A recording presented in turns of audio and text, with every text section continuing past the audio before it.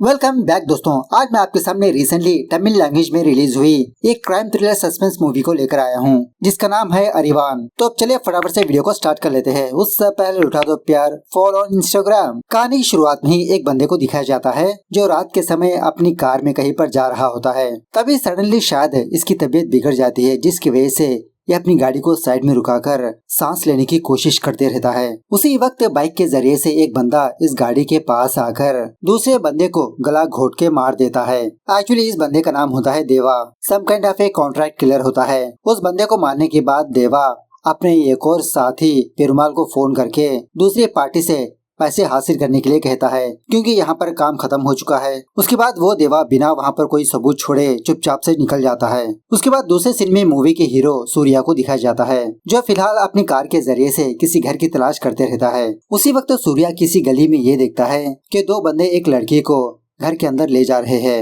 Actually वो दो बंदे उस लड़की को बेहोश करके किसी कमरे पर लाते हैं। जब इस लड़की के साथ जबरदस्ती करने ही वाले होते हैं, तो उसी वक्त सूर्या यहाँ पर आकर इन दोनों को बहुत मारने पीटने लगता है। बाद में सूर्या उनको कैद करके पुलिस वालों को यहाँ पर बुलाता है। यही पर हमको ये बात पता चलती है कि ये सूर्या भी एक पुलिस वाला है। आज ही ट्रांसफर होकर इस टाउन पर आया होता है। इनके बातों से एक और बात भी पता चलती है कि फिलहाल सूर्या सस्पेंशन में है, लेकिन जल्द ही ड्यूटी पर ज्वाइन होने वाला है। यह होने के बाद सूर्या अपने हायर ऑफिसर के पास जाता है। यह सूर्या थोड़ा अग्रेसिव किस्म का ऑफिसर होता है। कोई भी क्रिमिनल या तो फिर रोडी शीटर सरेंडर होने के बावजूद भी उसे एनकाउंटर करके मार देता है। सूर्या का हायर ऑफिसर वो सारी चीजें सूर्या को याद दिलाते हुए थोड़ा अपने गुस्से को कंट्रोल करने के लिए कहता है, अगली बार तुम्हारे ऊपर कोई कंप्लेंट आएगी तो मैं भी तुमको सेव नहीं कर पाऊंगा। अपनी जॉब को बचाना सीखो।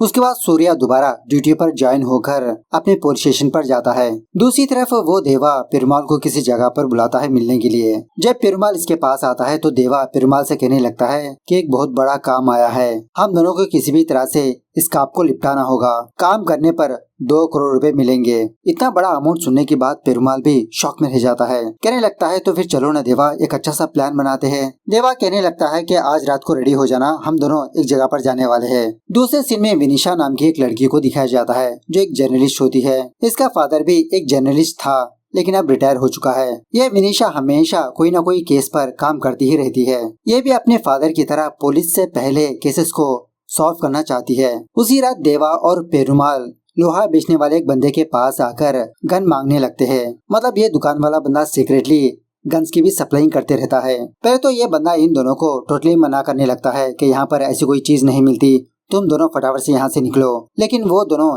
इस दुकान वाले बंदे को पैसों की लालच देने लगते हैं कि भाई हम तुमको अच्छा खासा अमाउंट देंगे। यह सुनने के बाद वो दुकान वाला बंदा इन दोनों को कल सुबह आने के लिए कहता है। दूसरे दिन सूर्या को ये इन्फॉर्मेशन मिलती है कि किसी सड़क के पास एक बंदे की डेड बॉडी मिली है। तो सूर्या फटाफट से उस जगह पर जाकर वहाँ की इंस्पेक्शन करने लगता है। इस लाश को देखकर ऐसा लगता है कि कोई गाड़ी इसको ठोकर चली गई, मतलब एक एक्सीडेंट केस जैसा लगता है। सूर्या को यह बात भी पता चलती है कि इस घटना का एक आई विटनेस भी है। इसी दरमियान में सूर्या मीडिया वालों में से उस विनिशा को देखता है। सूर्या फटाफट से विनिशा को अपने पास बुलाकर इससे बातचीत करने लगता है। एक्चुअली बात यह है कि कुछ दिनों के बाद ये दोनों शादी करने वाले हैं। सूर्या ने जानबूझकर विनिशा को ये नहीं बताया कि इसका ट्रांसफर यहाँ पर हुआ, सरप्राइज देना चाहता था। विनिशा कहने लगती है कि काम खत्म करके घर पर आ जाना, पापा तुम्हें याद कर रहे हैं। दूसरी तरफ वो देवा और पेरुमाल उस लोहे के दुकान के पास आकर एक गन को हासिल कर लेते हैं। दूसरी तरफ विनिशा अपने YouTube चैनल के ऊपर भी काम करती रहती है। मतलब विनिशा और उसका टीम मेंबर्स कुछ क्राइम केसेस को सॉल्व करते हुए उसका अपडेट अपने चैनल पर अपलोड करते रहते हैं। फिलहाल विनिशा एक बहुत ही इम्पोर्टेंट केस के ऊपर काम कर रही होती है। एट द सेम टाइम इसका फादर भी एक केस पर काम करते रहता है। दूसरी तरफ गणेशन नाम का एक बंदा पुलिस स्टेशन पर आता है। सूर्या से मुलाकात करके उस एक्सीडेंट के बारे में बताने लगता है। एक्चुअली ये गणेशन एक ट्रक ड्राइवर होता है।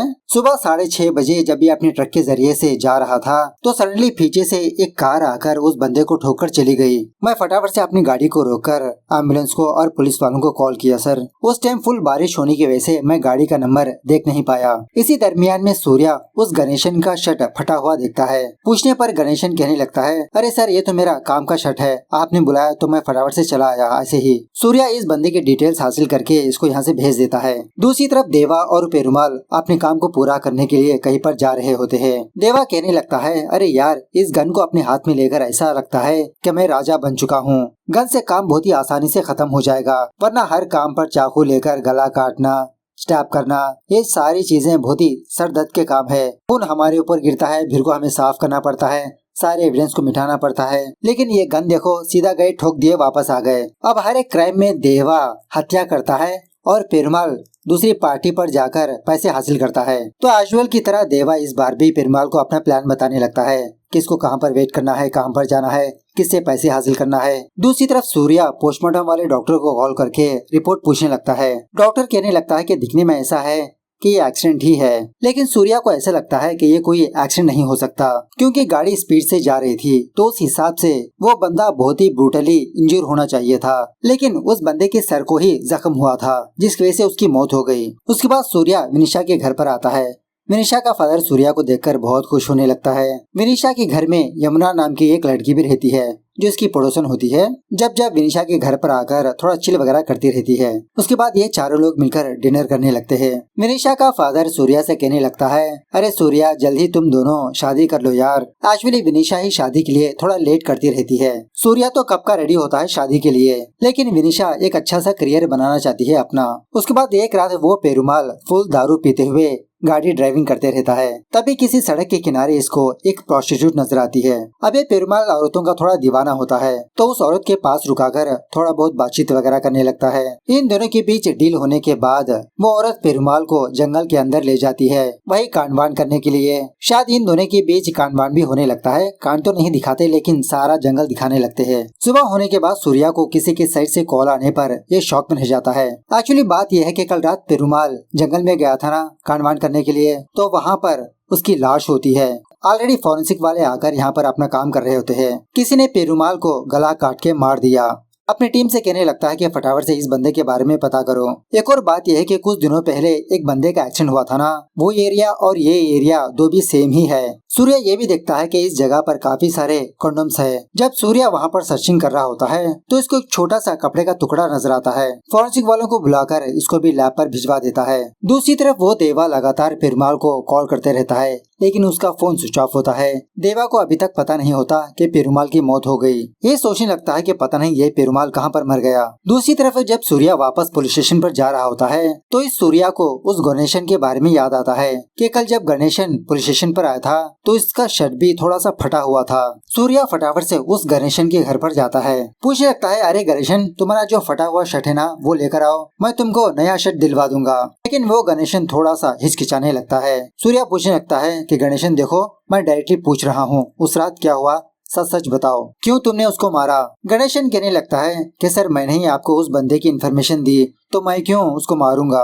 इस तरह से उस दिन क्या हुआ वो सूर्या को बताने लगता है कि सर एक्चुअली हर रोज मैं उसी रास्ते से लोड को लेकर जाता हूँ, क्योंकि उस सड़क के पास राधा नाम की एक प्रोस्टिट्यूट लड़की रहती है। इसीलिए उस रात में जब जा रहा था, तो एक बंदा सड़क के किनारे लेटा हुआ था और वो राधा उसे शायद जगाने की कोशिश कर रही थी। मुझे देखते ही वो राधा भागने लगी। मैंने फटाफट से उसका रास्ता रोक लिया। उससे पूछने पर वो कहने लगी कि उसका एक्सीडेंट हुआ, लेकिन जब मैं थोड़ा गुस्से में पूछने लगा, तो वो राधा मुझे हक करके 5,000 रुपए पैसे भी दिया, ताकि मैं अपना मुंह बंद रखूं, और उसी तरह थोड़ा जंगल में जाकर कांडवान भी किया। उसके बाद सूर्या उस गणेशन से कहने लगता है कि कल मैं तुमको दोबारा पुलिस स्टेशन पर बुलाऊंगा, आ जाना। थोड़ी देर के बाद विनिशा सूर्या को फोन करके कहने लगती है कि सूर्या, तुम फटाफट से मेरे घर पर जाओ, पापा को हार्ट अटैक आया है, मैं फिलहाल कुछ काम से चेन्नई पर आई हूँ, यमुना दीदी ऑलरेडी वहाँ पर मौजूद है, प्लीज सूर्या तुम भी जाओ ना। तो सूर्या उसी तरह से फटाफट से विनिशा के घर पर जाता है। वहाँ पर यमुना विनिशा के फादर की केयरिंग करती रहती है। सूर्या को जो हुआ वो बताने लगती है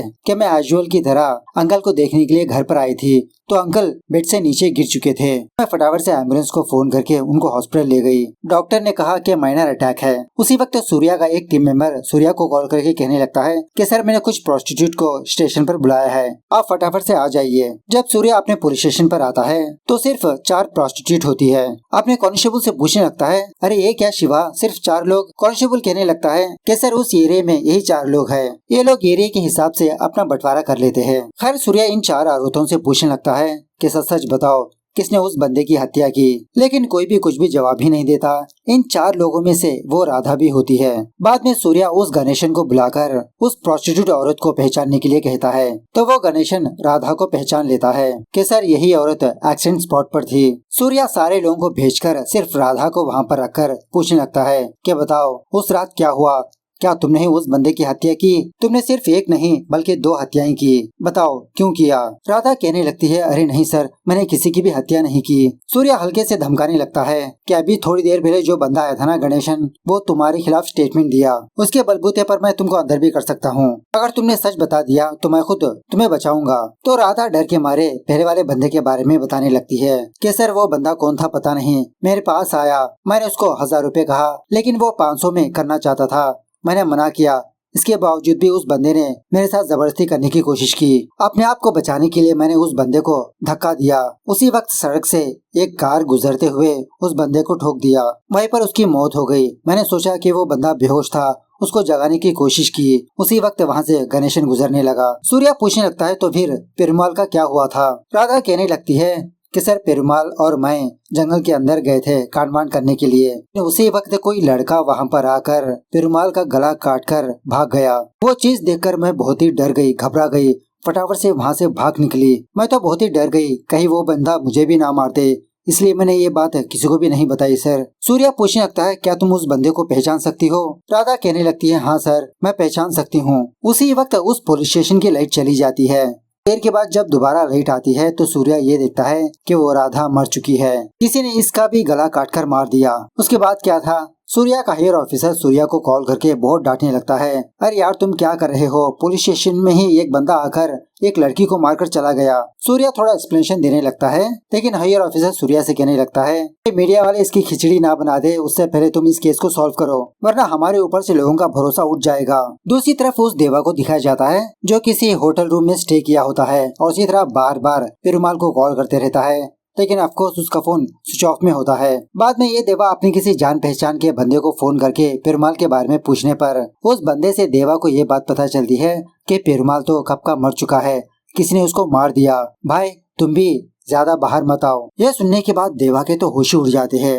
और एक और बात यह है कि इस देवा के पास 2 CR होते हैं। इन दोनों ने काम कर चुके थे। थोड़ी देर के बाद इसका रूम का दरवाजा कोई खटखटाने पर देवा अपने हाथ में गन लेकर हल्के से दरवाजा ओपन करता है। एक्चुअली आया हुआ बंदा रूम सर्विस वाला बंदा होता है। पूछने लगता है कि सर आपको कुछ चाहिए? तो देवा उस बंदे को थोड़े पैसे देकर दारू वगैरह लाने के लिए कहता है। उसके बाद सूर्या वापस अपने पुलिस स्टेशन पर आकर अपने स्टाफ पर ही शक करने लगता है, क्योंकि सिवाय पुलिस वालों के कोई भी नहीं जानता था कि सारे प्रोस्टिट्यूट यहाँ पर आने वाले हैं। तो ये इन्फॉर्मेशन किसने लीक की होगी? सारे कॉन्स्टेबल्स कहने लगते हैं कि सर हम में से किसी ने भी इन्फॉर्मेशन लीक नहीं की, ये जरूर किसी दूसरे बंदे का काम हो सकता है, आप हम पर शक मत करिए प्लीज। दूसरी तरफ जब विनिशा अपने पापा को नींद से जगाने की कोशिश कर रही होती है तो इसका पापा जगता ही नहीं, क्योंकि ये तो मर चुका होता है।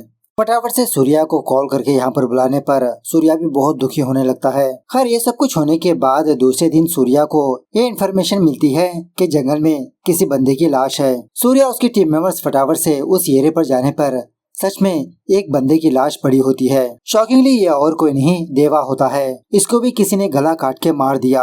अब सूर्या थरोली इन केसेस की इन्वेस्टिगेशन करते रहता है। इसको यहाँ पर ट्रांसफर हुए 1 हफ्ता भी नहीं हुआ तभी इसके एरिया में 3 हत्याएं हो चुके होते हैं। चलो मान लो पहले वाला का तो हादसा था, लेकिन पेरुमाल और देवा को एक ही पैटर्न से मारा गया और जो आई विटनेस थी राधा उसको भी मार दिया। खैर सूर्या अपने कांस्टेबल से ये पता करने के लिए कहा था क्या दूसरे डिस्ट्रिक्ट्स में भी ऐसे ही पैटर्न के कत्ल हुए थे। तो कांस्टेबल सूर्या के पास आकर कहने लगता है, हाँ सर 60 डिस्ट्रिक्ट्स में ऐसे ही पैटर्न के कत्ल हुए थे। यह सुनने के बाद सूर्या के तो होश उड़ जाते हैं। सोचने लगता है क्या यह कोई सीरियल किलर का काम हो सकता है? इस तरह से अलग अलग डिस्ट्रिक्ट्स पर जाकर उन केसेस की इन्फॉर्मेशन हासिल करते रहता है। वहाँ के पुलिस वाले भी सूर्या से ही बात कहने लगते हैं कि सर इस केस में एक भी क्लू नहीं मिला, फाइनली इस केस को हमने ही क्लोज कर दिया। कुछ डिस्ट्रिक्ट्स में ये केस अभी भी पेंडिंग है। उसके बाद एक दिन सूर्या बस ऐसे ही विनिशा से मुलाकात करता है किसी कैफे पर। विनिशा अभी भी अपने फादर को लेकर बहुत ही दुखी होती है। सूर्या विनिशा को संभालते हुए इसका माइंड डाइवर्ट करने के लिए अपने केस के बारे में बताने के लिए कहता है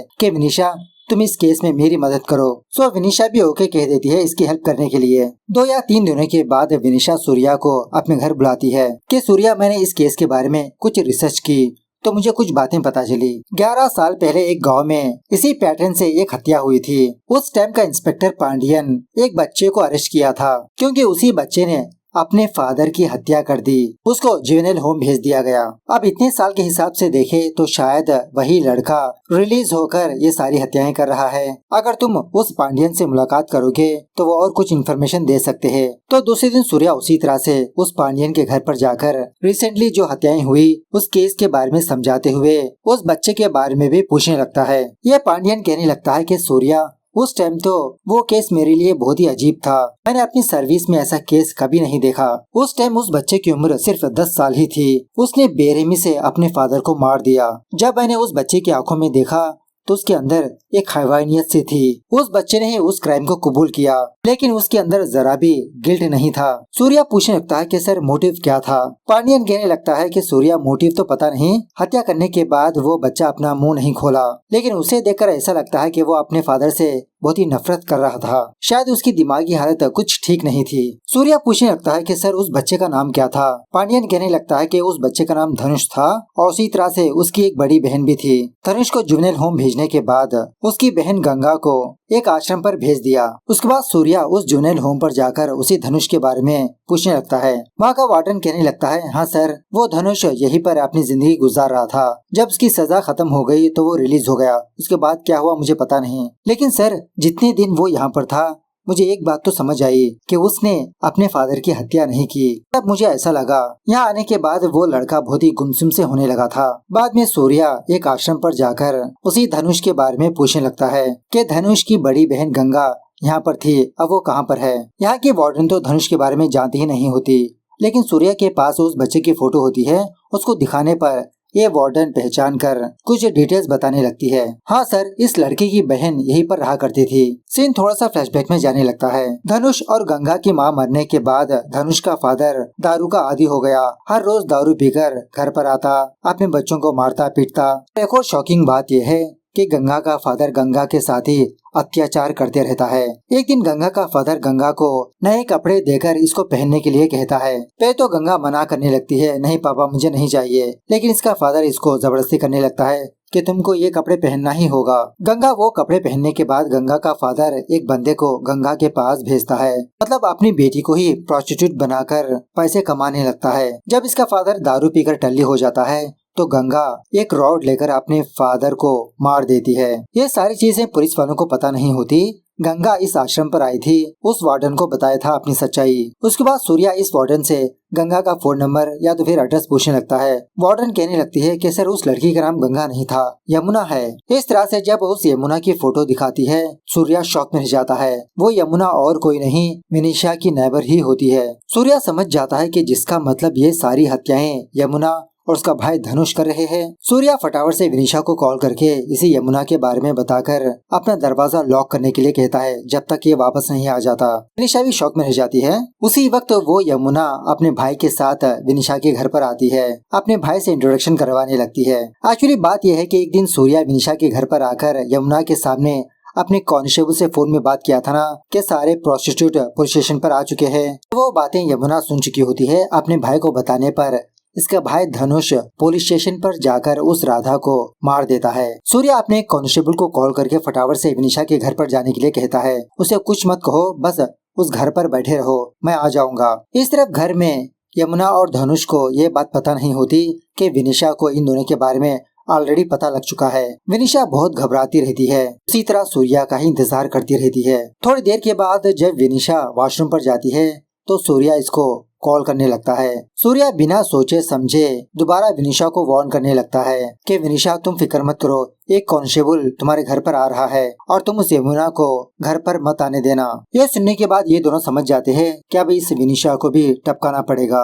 सो बाद में यमुना उस विनिशा को शायद जख्मी कर देती है या बेहोश कर देती है। थोड़ी देर के बाद कांस्टेबल विनिशा के घर पर आता है तो मौका देखकर ये दोनों उस कांस्टेबल के पीछे स्टैब करने पर वो भी बेहोश हो जाता है। थोड़ी देर के बाद सूर्या यहाँ पर आता है तो वो धनुष सूर्या पर भी अटैक करने लगता है। हाथापाई के दौरान गलती से उस धनुष की मौत हो जाती है। उसके बाद सूर्या इस यमुना को कस्टडी में लेकर पूछताछ करने लगता है कि बताओ तुमने कितने लोगों को मारा। वो यमुना रोते हुए सूर्या से कहने लगती है कि बताऊं तो क्या बताऊं मैं, मेरे पिताजी ने ही मेरे साथ अत्याचार किया। से सोए हुए मुझे 20 साल हो गए। जब भी मैं सोती हूँ तो मुझे ऐसा लगता है कि कोई मेरे साथ गलत हरकतें कर रहा है। यमुना कहने लगती है कि जो कोई भी बंदा लड़की को गंदी नजरों से देखता है, मैं और मेरा भाई उनको मारते चले गए। यहाँ पर आने के बाद इन दोनों ने 5 लोगों को मारा। एक और शॉकिंग बात यह है कि यमुना ने विनिशा के फादर को भी मारा होता है, क्योंकि विनिशा के फादर ने इस केस के रिलेटेड काफी सारे सबूतें इकट्ठा कर चुका होता है,